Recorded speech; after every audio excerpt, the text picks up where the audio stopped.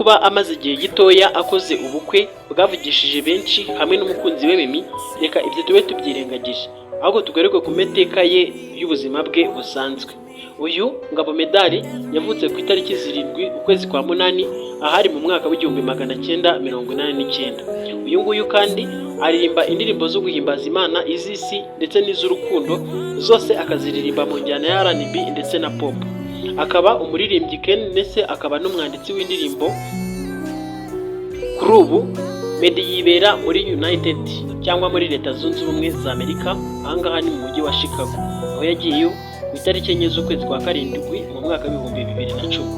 Aha Chicago yahabaye mbere atunganya ibijyanye n'umuziki we kandi nanone abishyira ku murongo. Aha ni mu nzu itunganya umuziki yitwa Press One. Ahangaha nanone niho yakoreye indirimbo nyinshi mwagiye mumenyaho zitandukanye, kuko mbere atarajya muri Amerika yagiye muri Amerika benshi batekereza ko ashobora kuba abatereranye, ndetse kandi we na The Ben byagaragaraga nkaho batorotse u Rwanda kubera ko ubwabo nta bwenegihugu bari barahawe bwo kuba muri Amerika. Abakunzi babo basigaye mu bwigunge ndetse batangira gutekereza ko ibyo ngibyo bishobora kuba birangiye, nubwo bakoze uko bashoboye nanone bakongera kwigarurira imitima y'Abanyarwanda mu buryo bumwe kandi butandukanye, ariho bagenda baririmba indirimbo nyinshi zigiye zitandukanye arizo turi buze kugarukaho. Nyuma ntabwo Meddy yakomeje kuba ahangaha muri Chicago, ahubwo yaje kuhava maze yerekeza muri leta ya Texas. Aho ngaho yagiye kuhakomereza amashuri ye ndetse kandi n'umuziki we mu buzima busanzwe. Mu ndirimbo zigiye zitandukanye zakunzwe za Meddy, aho yagiye azitangiriraho harimo iyitwa Amayobera, Akaramata, Ese Urambona ndetse n'izindi zigiye zitandukanye. Uyu yavukiye i Bujumbura mu gihugu cy'u Burundi. Se yitwa Sindayihebura Alphonse, naho mama we yitwa Cyabukombe Alphonsine. Mu by'ukuri ababyeyi ba Meddy bose bakundaga umuziki kuko se yacurangaga gitari. Nubwo Meddy atagize amahirwe yo kubona cyangwa se wenda ngo amuce igera, kuko icyo gihe se wa Meddy yaje kwitaba Imana Meddy akiri muto cyane atabasha gusobanukirwa ndetse kandi ngo abe yakibuka isura. Meddy yakuze akunda kuririmba kuko nyina yamwigishaga kuririmba indirimbo za Bob Marley zigiye zitandukanye. Igihe babaga barangije uturimo two mu rugo ndetse bicaye ku mbuga bota akazuba, mu ndirimbo cyane cyane bakundaga gusubiramo harimo iyitwa Red Potion. Nubwo kandi Meddy yakundaga gucuranga, ntabwo yigeze atekereza ko azagera ku rwego ariho uyu munsi cyangwa ngo abe umucuranzi ukomeye, ahubwo yumvaga ko azaba umukinnyi w'iteramakofe, dore ko kandi yabikundaga cyane. Dore kandi ko icyakomeje kubimukundisha yagendaga agirira urugomo abana bato biganaga mu ishuri rimwe, kuko nanone yakundaga kubatera inkonjo kandi nanone akibuka kurwana, dore kandi ko yize karate guhera mu mwaka w'2000 kugeza mu 2003.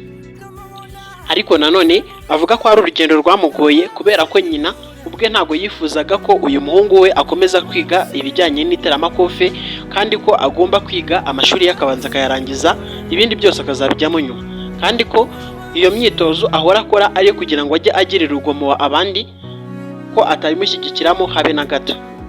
Mu buzima busanzwe wabaga wahura na Meddy ugatekereza ko ari umwana witonda, cyangwa wenda ukamutekereza ukundi kuntu, ariko n'ubundi abenshi bakunda kuvuga ko ari jeberi. Nyamara ntago ari gutya byari bimeze, kuko Meddy nubwo yabaga yitonze cyane, kenshi abantu bakundaga kumwiyenzaho cyangwa babandi bamusuzuguraga ndetse bakabimwereka, ntago yabihanganiraga habe na gato, kubera ko ubwe yahitaga afata umwanzuro wo kurwana nabo cyangwa kubakorera ibindi bintu ubwe atabanje gutekerezaho ndetse kandi ahubutse.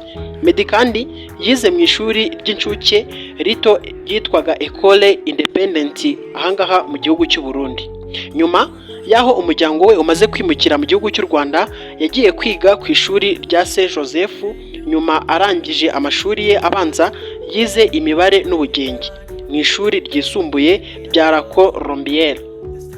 Ahangaha ari naho amashuri ye bisa naho yari ari kuyagera ku musozo, kuko kaminuza ubwe ntabwo yari yakayitangiye. Ahangaha nibwo yari arangije kwiga imibare n'ubugenge.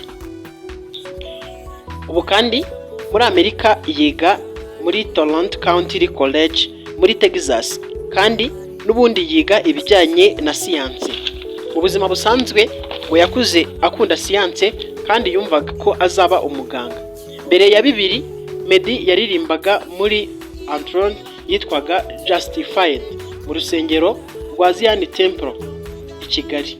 Aha yaririmbanaga n'ibindi byamamare bigiye bitandukanye, harimo icyamamare twakita The Ben, Mucyo Nicholas, Babazi Isaac ariwe Lick ari nawe wamutunganyirizaga indirimbo kugira ngo abe yajya kuziperforminga hanze kandi zibashe kuba zasohoka. Mu by'ukuri Meddy ntabwo yigeze atekereza ko uyu munsi ariwe Meddy twagakwiye kuba tuvuga, ahubwo we yatekerezaga ko ibyo ngibyo bizarangira hanyuma akikomereza indi kariyeri. Nyuma y'uko kandi Meddy amaze kumenyekana, yahise asohora izindi ndirimbo zigiye zitandukanye, harimo nk'iyitwa Igipimo ndetse Inkoramutima, habamo iyindi yitwa Ubanza Ngukunda n'izindi zigiye zitandukanye. Mu mwaka wa 2010 aba bombi Meddy ndetse na The Ben batumiwe mu nama yitwa Rugwiro Conference. Iyi ni inama cyangwa igitaramo cyari cyateguwe n'ubundi n'abanyarwanda baba mu bihugu byo hanze nka Amerika ndetse no hanze hafi ya Amerika. Meddy ageze muri Amerika yakomeje kwigarurira imitima ya benshi ndetse kandi n'iy'abafana be muri rusange. Nubwo na The Ben atigeze ahagarika gukora ibitaramo bigiye bitandukanye nk'i Burayi ndetse no mu bihugu bya Afurika bigiye bitandukanye. Gusa nanone ntitwakwibagirwa udushya n'imbyino zidasanzwe Meddy yagaragaje mu bitaramo yagiye akora, ndetse kandi ari byo ngiye kugira ngo urebe hano uburyo akubita amapa ndetse n'ibindi bigiye bitandukanye, maze witegereze iyi mbyino uyiheruka ryari kandi n'uwuhe munyarwanda uzi ubyina imbyino nk'iyi.